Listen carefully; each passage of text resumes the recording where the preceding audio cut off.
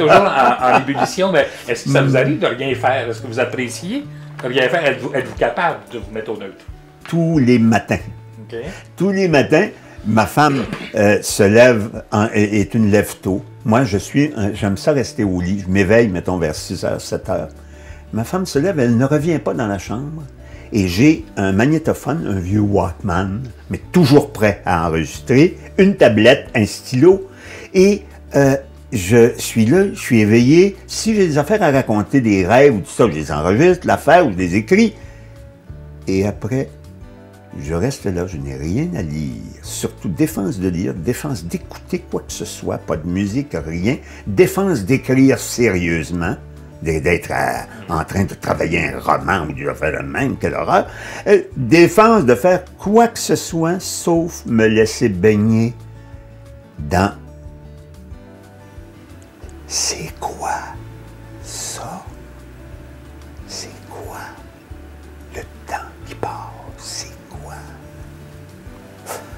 Et là, ça dure 20 minutes, 3 quarts d'heure, 1 heure et quart, des fois 2 heures assez souvent.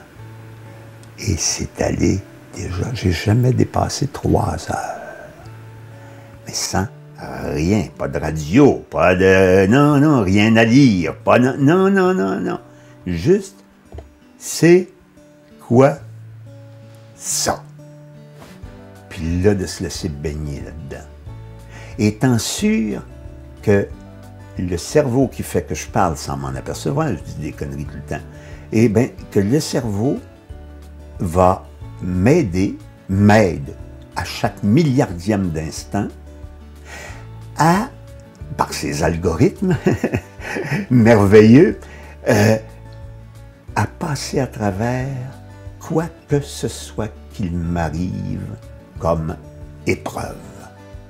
À quoi que ce soit que j'ai rêvé, à quelque dépression dans laquelle je puisse me trouver ou quelque état maladif dans lequel je puisse me trouver soudain, au réveil ou le lendemain ou la veille, quelques rêves que j'ai faits, le cerveau est tout le temps en train de, comme nos grands-mères, de rapiécer les culottes, rapiécer les trous d'un bretchus.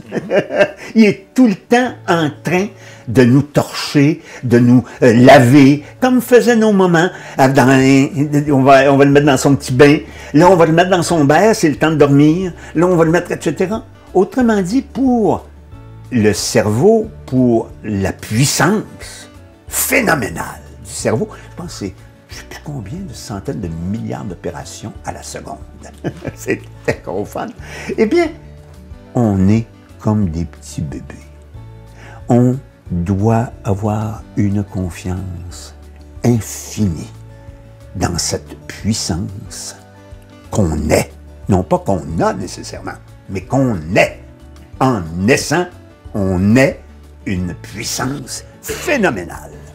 Ben, et la mort dans ce cas-là, à l'inverse, c'est quoi pour vous? Ben, c'est l'arrêt de cette puissance-là et qui passe dans de la poussière, qui devient donc de la bactérie, de l'absence de bactéries, de la particule élémentaire. Donc, la particule élémentaire, on ne sait pas ce que c'est. Au CERN, c'est mon idole, ça, je parle du CERN depuis 10 ans. Là, le CERN vient de se remettre à fonctionner. Ils essaient de découvrir, après le boson de Higgs, d'autres particules élémentaires qui pourraient nous indiquer ce dont est fait, ce dont, en ce moment, ce que je dis, ce que ma main est faite de 85% de matière noire.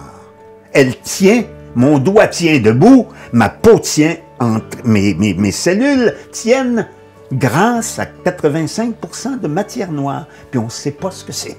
Ils essayent de savoir ce que... Alors, ça retourne à un niveau quantique. Et le niveau quantique, c'est un petit peu embêtant, parce que tout ce que nous connaissons, c'est du temps, de l'espace et de la masse. Et dans le niveau quantique, il n'y a pas de masse, il n'y a pas de temps, il n'y a pas d'espace.